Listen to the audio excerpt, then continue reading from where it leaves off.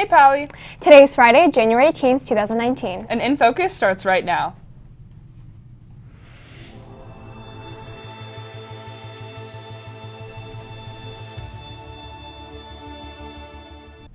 The last day to add a course. An exciting upcoming event. And some updates on the government shutdown. All that and more is coming up on today's show. Welcome to INFocus. I'm Maddie Drucker. And I'm Anushka Sharma. There's a lot going on around campus. Here are some important announcements from today's campus bulletin. Today is the final day to add a class for this semester. If you need to make any scheduled changes for the rest of the semester, stop by the guidance office before 4 p.m. today to turn in your forms. ASB is hosting a winter formal in the small gym, and Cream will be catering. The dress code is semi-formal, and DJ Q from Wild 94.9 will be the DJ. The dance will take place on Saturday, February 9th from 7 to 10 p.m. Early bird tickets are $3 for ASB cardholders and $5 without an ASB card. At the door, all tickets are $10, so be sure to buy tickets early. They're available on the Pally web store, on the quad, and in front of the MAC the week of the dance. ASB is selling Valgrams from January 28th to February 1st. You can purchase one Valgram for $3 or two for $5. They will be delivered during third period on February 12th. Club Day is Friday, February 1st. Applications are due to Mr. Hall by January 22nd at 3:30 p.m. Thinking about taking a gap year but worried about the cost of participating in a program? If you're interested in a program with global immersion, meaningful internships, and a balance of independence and support, consider Global Citizen Year and its merit scholarships for Palo Alto graduates. Check out the scholarship entry in Naviance or contact Ms. Turnavori to learn more. Scholarship application is due January 25th. We'll be right back after this break.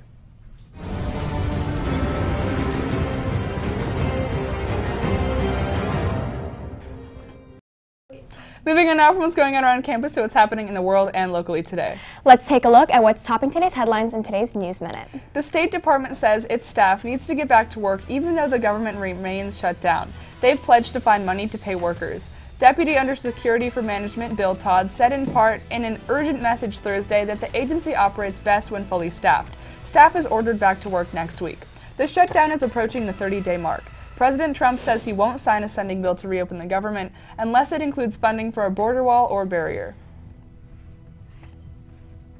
Police say a Texas man fatally shot his ex-wife and injured his daughter in a shooting at a church parking lot Thursday night. The suspect was identified as 62-year-old Arthur Edigan. It's unclear if he's been taken into custody, but Edigan is accused of opening fire outside Christ the Redeemer Catholic Church in Cypress, Texas. No motive has been released, and the shooting is under investigation. The elderly man who was reported as missing Wednesday night in Palo Alto was found Thursday morning at 5 a.m. Pei Wang Wang was last seen leaving his family's home on the 4000 block of Wilkie Way just before 11 a.m. on Wednesday to go to the Mitchell Park Library, according to Palo Alto Police. According to an update on the Palo Alto Police Department's Facebook, Wang was found in the 100 block of University Avenue. He was taken to a local hospital for evaluation due to being out all night, but fortunately appears to be okay. I don't know about you, Maddie, but I'm so ready for the 3-day weekend coming up. You know, I just realized that we had a 3-day weekend on Monday. It's Martin Luther King Jr. Day, right? Yeah, you're right. And Noor Navaid is in the studio now with more information of a milestone for the celebration of the day. What do you have for us today, Noor? Well, guys, I'm just as excited for you for the 3-day weekend. But there was once a time when not all students had the chance to celebrate the life and achievements of Martin Luther King Jr. In fact, it wasn't until 1993 that the day was officially observed for the first time in all 50 states. While all states now observe the holiday, some did not name the day after King. For example, in New Hampshire, the holiday was known as Civil Rights Day until 1999, when the state legislature voted to change the name of the holiday to Martin Luther King Day. The idea of Martin Luther King Jr. Day as a holiday was promoted by labor unions in contract negotiations. However, there was initially some pushback on the passing of the law due to it being unprecedented to nationally celebrate a private citizen instead of an individual holding public office. Unfortunately, the proposal passed, and now we're all able to take the third Monday off in January to celebrate MLK Day. So as we enjoy this upcoming Monday off, let's also try to keep in mind the purpose of the day and the efforts of Martin Luther King Jr., who inspires many of us to advocate for our rights to this day. That's all from me. Back to you, Maddie and Anushka. Thanks, Noor. Now let's move on from learning about the importance of the long weekend to seeing what Pally Bikes will be doing during the weekend.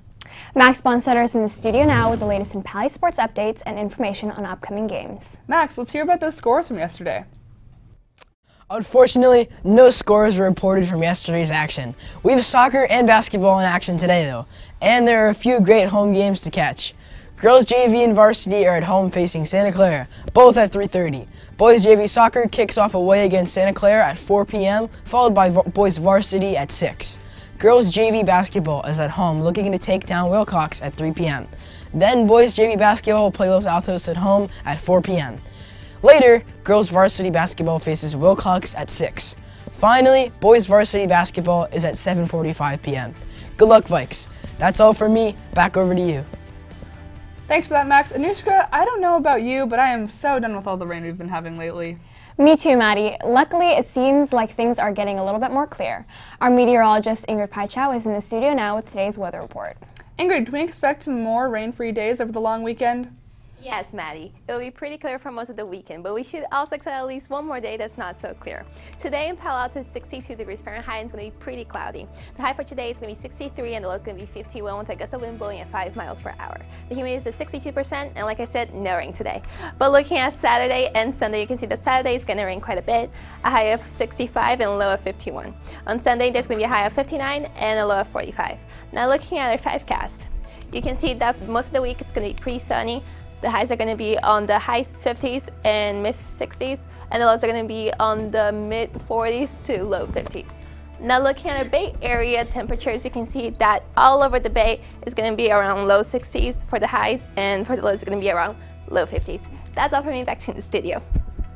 Thanks, Ingrid. I'm really looking forward to those sunny days. Well, that does it for today's episode. Be sure to visit our website to check out old episodes, check the bulletin, or to send us an email. Until next time, have a great day, Pally.